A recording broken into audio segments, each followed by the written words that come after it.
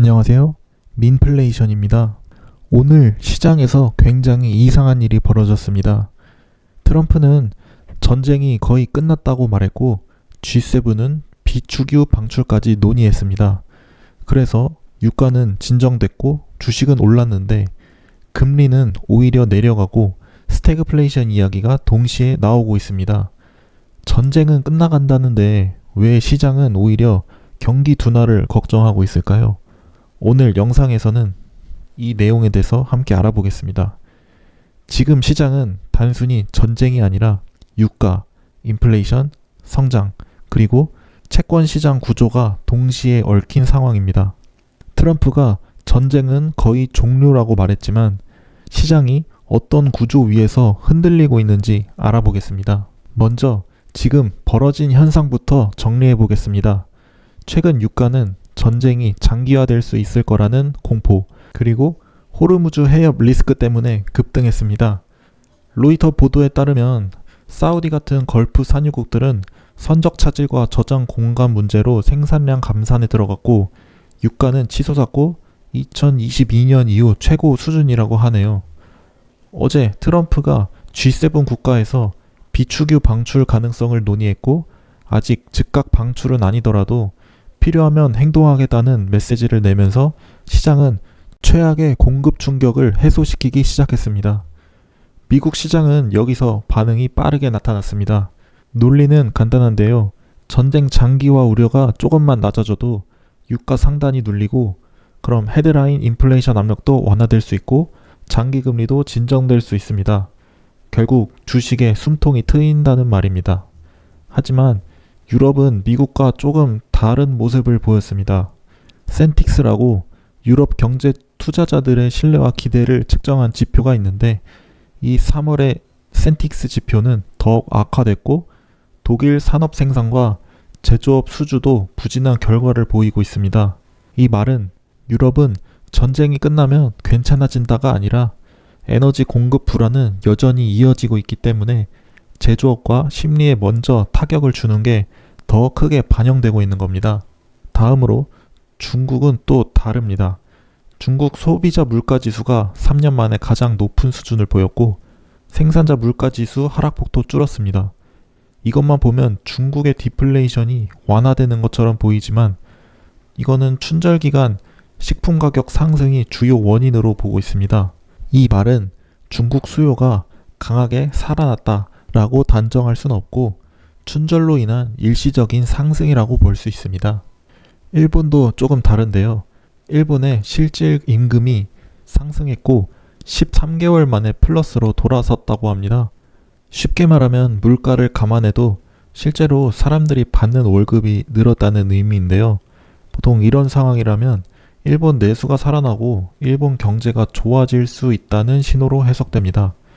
그런데 이번에는 조금 다르게 보고 있습니다. 최근 유가가 크게 오르면서 휘발유나 전기, 가스 같은 에너지가 또 오를 가능성이 있기 때문에 월급이 조금 늘었다 해도 실제로 쓸 수 있는 돈은 다시 줄어든다는 겁니다. 그래서 일본 정부도 휘발유나 전기, 가스 요금을 다시 조정하려는 에너지 대책을 검토하고 있는 상황입니다. 현재 시장에서 유가가 내려오면 끝 아닌가? 이제 좀 위험자산 가격이 오르나? 라고 생각할 수 있는데 겉으로만 보면 맞습니다. 하지만 거시경제는 항상 방향보다 어느 정도인지 수준과 특히 지속시간이 더 중요합니다. 월스트리트 저널은 최근 보도에서 유가가 일정 수준 이상에서 오래 머물면 소비와 기업 비용, 운송비, 심리에 부정적 영향을 줄 수 있다고 지적했습니다. 이 말의 핵심은 유가가 하루 급등하고 급락했느냐가 아니라 높은 가격에서 얼마나 오래 지속되느냐입니다. 이란 전쟁이 남긴 문제는 단순한 원유 가격 자체가 아닙니다. 더 큰 문제는 공급망의 위험, 프리미엄입니다. 호르무즈 해협 통과가 불안정해지면 보험료, 운임, 재고 확보 비용 다 같이 오르고 기업들은 다시 적시에 공급받는 시스템보다 혹시 모르니 미리 쌓아두는 시스템으로 이동하게 됩니다. 파이낸셜 타임스는 바로 이 지점을 지적했는데요. 전쟁의 향방은 전쟁 자체보다도 시장의 공급망, 인플레이션, 채권 시장 같은 지리 경제학적 변수에 의해 결정될 수 있다고 말했습니다. 이 말 뜻은 무슨 뜻일까요? 유가가 120달러를 찍고 바로 90달러대로 내려와도 기업들은 다시 120달러로 갈 수 있다는 기억을 남깁니다. 실제 유가보다 기대 인플레이션이 더 오래 남을 수 있다는 뜻입니다. 그리고 이 구조가 바로 스태그플레이션의 우려가 시작되는 부분입니다. 성장은 둔해지는데 비용은 높아지는 구조. 스태그플레이션인데 이게 시장이 지금 가장 싫어하는 조합입니다. 보통 일반적으로 유가가 오르면 인플레이션 우려 때문에 금리가 올라가야 합니다. 그런데 이번에 미국 10년물 국채 금리가 오히려 내려갔습니다. 시장이 일단 전쟁 장기화보다 조기 진정 가능성의 얘기가 나와서인데요. 트럼프의 어제 그 전쟁 종료 발언과 G7의 그 비축유 방출 논의 그리고 일부 해상 운송 정상화 신호가 동시에 나오면서 최악의 시나리오를 벗어났다고 하는 해석이 반영됐습니다. 그리고 두 번째 이유는 좀 더 중요한데요. 채권 시장은 인플레이션만 보는 게 아니라 성장도 같이 봅니다. 만약 시장이 유가 충격이 오히려 성장 둔화를 만들 것이라고 본다면 장기 금리는 물가 우려보다 경기 둔화를 더 우려해 이제 안전자산인 채권의 수요가 몰리면서 국채 금리가 내려갈 수 있습니다. 그래서 금리 하락이 꼭 좋은 의미만은 아닙니다. 지금 같은 상황에서는 경기 둔화 경고일 수 있습니다.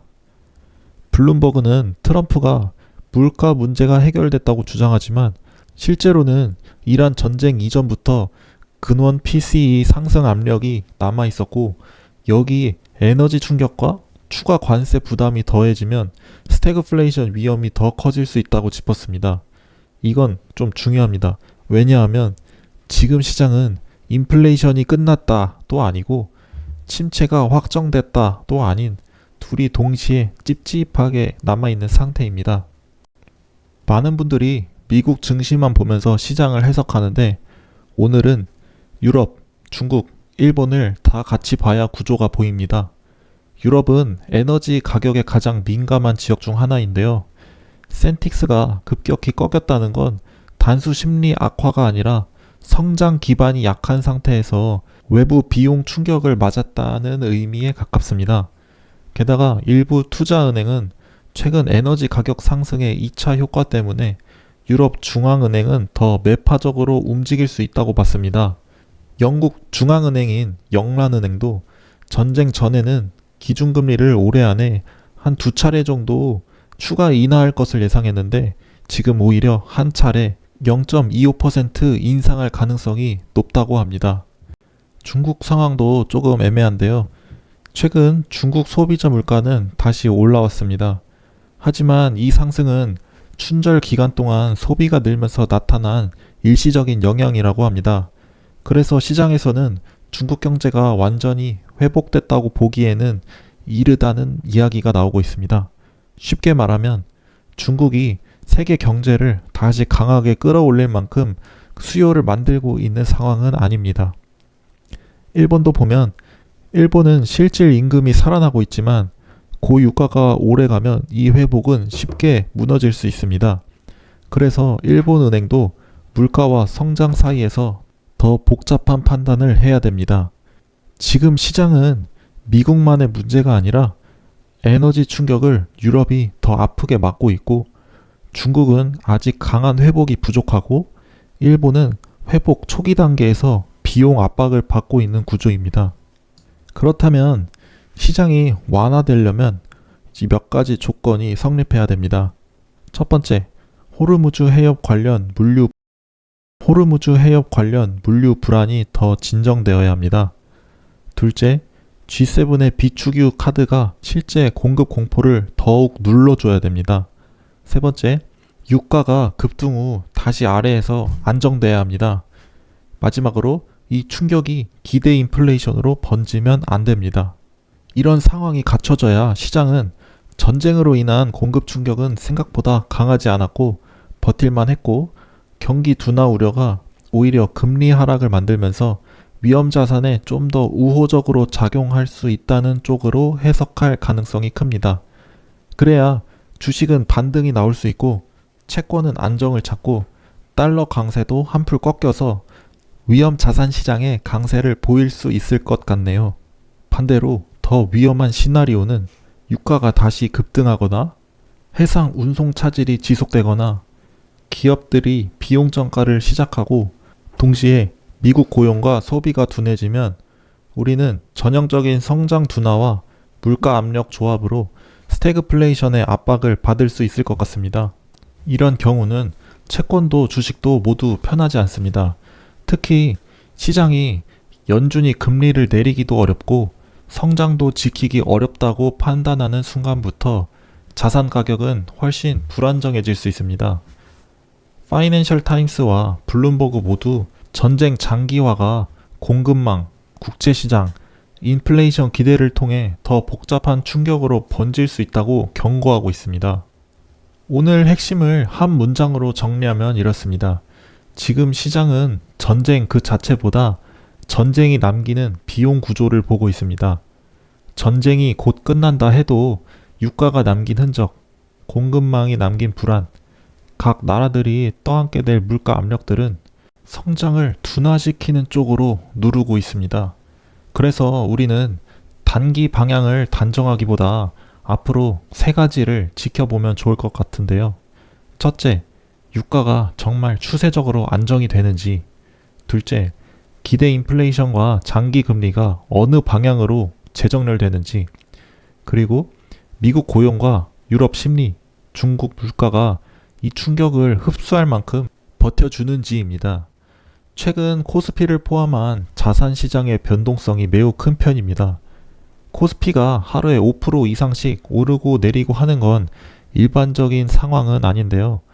이 변동성에서 샀다 팔았다 하지 마시고 어떤 구조로 움직이는지 이해하고 내가 또 어떤 조건에서 리스크를 줄이고 어떤 조건에서 기회를 볼지 그 기준을 세우고 안정적인 투자를 하는 게 더 수익률이 높을 것이고 스트레스도 덜 받습니다. 그 누구도 시장을 예언할 수는 없습니다. 하지만 시장을 해석하는 기준은 만들 수 있습니다. 그리고 그런 기준이 쌓일수록 뉴스 하나하나에 흔들리지 않게 됩니다. 앞으로도 거시 구조를 이해하는 컨텐츠로 계속 이어나가겠습니다. 시청해주셔서 감사합니다.